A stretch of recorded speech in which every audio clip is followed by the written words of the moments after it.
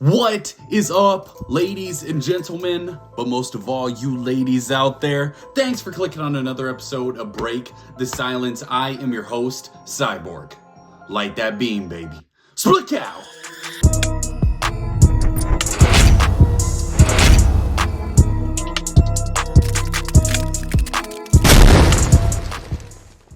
We just got done watching an awesome basketball game between the Sacramento Kings and the Phoenix Suns. The Sacramento Kings took this one home 128-119. This game was in Phoenix between two teams that have been playing super good basketball lately and was really important in the standings. Coming into tonight, the Phoenix Suns were 2.5 games behind the Kings. The Kings were sitting in the 2 seed. The Phoenix Suns are sitting right now in the 4 seed. So it was really important when it comes to end of the season standings. If the Suns win this game, they have a chance to catch the Kings. If the Kings win this, they put a really nice gap between them and the Suns. The Sacramento Kings played awesome tonight, and they are quickly becoming one of my favorite basketball teams to watch because they're explosive. They have a ton of good players. They have a ton of good guys that are up-and-comers that when they get to the playoffs, we're going to start to learn their names. We're going to start to respect them. Domantas Sabonis, DeAaron Fox, Malik Monk, Trey Lyles was awesome tonight. Kessler Edwards was awesome tonight. Harrison Barnes, he's played in big stages before, but sometimes we forget. There's so many more, and we're going to break down the Kings a little bit tonight, and this game in particular, and a couple things that I liked from the Sacramento Kings. Before we get into the game, take a second to subscribe to the channel. We are up over 1,000 subscribers, and we're grinding, we're growing, and when the playoffs come around, which are very, very soon, we're going to be doing videos every night, breaking down almost every playoff game, so make sure you subscribe, especially Kings fans. I need to get a Sacramento Kings jersey. You see I collect jerseys back here? Kings fans, who should I get? I'm thinking Chris Webber.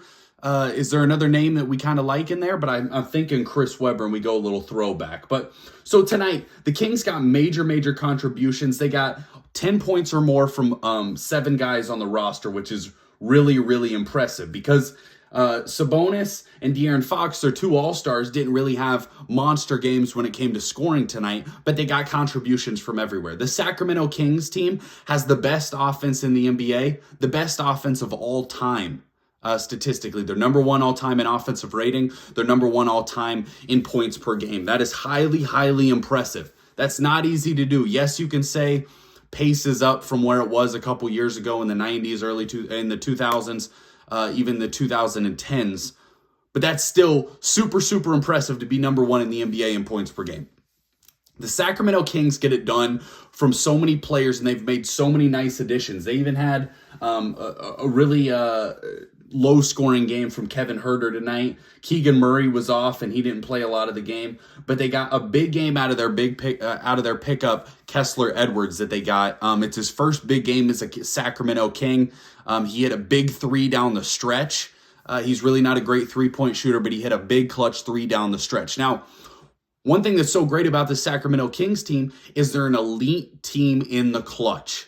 And that's really important when you get to the playoffs. And the playoffs games are tight, games are difficult, and you need guys who can hit big shots. And that's what we've seen from DeAaron Fox all season as he's taken a step from a very good basketball player to a clear all-star, to one of the best point guards in basketball. That's what he's taken us. That's the leap he's taken. He's averaging 25.5 points per game, 6.3 assists per game, and leading the league in clutch scoring. That's absolutely a high-level point guard, and that's what we always wanted to see from DeAaron Fox. What makes him kind of so difficult to guard is the fact that, one, he's so incredibly fast, so he's able to get to the basket, and in the transition, he's really almost unguardable. The other thing about his speed and why that's such a weapon is that when you're defending DeAaron Fox, when you're guarding a guy that's that fast, it almost makes you naturally take some steps back. So when they pull up for that mid-range shot, it's almost impossible to guard because you're a little bit off of him. So when DeAaron Fox is running and he's able to stop and pull up from that mid-range, it's what we used to see from a lot of fast guards. And I know Westbrook gets a lot of hate, but if you remember, in his prime years, he used to sprint up the court, stop at the mid-range, and fire, and guys would be so far off. Same thing we saw with Derrick Rose. A lot of these guards that are really fast, when they run up the court, the defender backs off, and it makes it really, really difficult to guard. And that's where DeAaron Fox gets a lot of work done, including shooting the three ball, getting to the basket. Obviously, he can score at all three levels, but that's one of the things that I think makes DeAaron Fox unique in comparison to a lot of NBA point guards. Domantas Sabonis is a guy that I absolutely love. He played in Indiana, and I live about 2 hours from Indianapolis, so I went to a lot of Pacers games. And I loved watching Domantas Sabonis warm up. The way that he would practice the shots that he was actually going to take in the game. He would work on the same shot over and over and over. And I thought that that was so valuable. When you watch a lot of guys warm up, whether it's at the YMCA, whether it's high school, guys mess around at the park, they tend to take a lot of crazy shots. They'll walk out there, just start firing threes. But I think what makes a lot of players so elite, and some of these great players that, maybe aren't the most physically talented, like an explosive basketball player, is that repetitiveness, that ability to go into the gym and work on shots that you're actually going to take in game. And that's why I think makes Sabonis so good, is that he's clearly so skilled. He's a good rebounder. He's a great passer. And he's able to finish in so many ways. And he made a couple clutch buckets tonight. One on the pick and roll with DeAaron Fox. DeAaron Fox threw a great pass to him for a dunk. And then Sabonis hit a little floater kind of hook shot thing that was vitally important, because this game was really, really close down the stretch. Domantas Sabonis on the season averaging 19 points, 12.3 rebounds, and 7 assists. Those are elite level stats. That's almost a triple-double. It was my opinion, and I came out and said this, that I think Domantas Sabonis should have been the all-star starter over Zion Williamson. At this point, the all-star game's over, but I'm going to stand on that because I think Sabonis is a little underrated.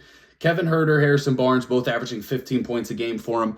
One of their big pickups in the offseason, obviously you got Keegan Murray, their rookie, who's averaging 12 points a game, 4.6 rebounds a game, showing flashes to be a very good basketball player. I like Keegan Murray. I like what we've seen from him this year, even though tonight he didn't do a whole lot. But their big pickup was Malik Monk. He was one of the Lakers' best basketball players last year. In fact, one of their only decent players last year. And Malik Monk can score at such an elite level, and he can score in bunches. Tonight, Malik Monk had 18 points. He was a plus 20, which was the highest on the team. Hit 4 3-pointers, 4 of 5 from the free throw line, 5 assists, 4 rebounds, 2 steals, and a block. Malik Monk is a really, really good basketball player, especially off the bench. He's a guy that can come in, can close games for you when he's playing really well. He can take and make big shots. And I just think that the value Malik Monk brings to this roster is so important. This team can legitimately go 9 to 10 guys deep. But when you get to the playoffs, you have to be able to have some depth. If there's a night that DeAaron Fox or Sabonis gets in some foul trouble early, and you have to bring a guy in that can contribute and handle the game for the second quarter until you get to the second half and those guys can come back. That is so, so important that you're not just throwing away basketball games because of lack of depth. They can bring in a guy like Davion Mitchell, who tonight had 13 points and on 5 of 7 shooting, hit 2 3-pointers. A guy that can come in here and defend at a very, very high level when you're playing against all these other teams in the Western Conference. So the thing about the Western Conference I think is very interesting is that there is so many elite offenses, and the Kings obviously kind of the cream of the crop there. But defense is kind of a thing that struggles a little bit in the Western Conference. So that's why when you're looking at this Kings team and can they compete in the first, second round of the Western Conference, you can't really knock them for their defense because it's not like the Mavericks are out here playing great defense. It's not like the Suns losing Mikal Bridges are going to be an awesome defensive team. So they're going to go out there and they're going to be able to compete with all the other teams in the Western Conference. The Grizzlies are really the only good defensive team, and they got a million problems of their own. So the Sacramento Kings are absolutely alive in the Western Conference. And one of the things that I love so much, and I don't know that you can put enough value on this, is Coach Mike Brown came out after their win against the New York Knicks the other night.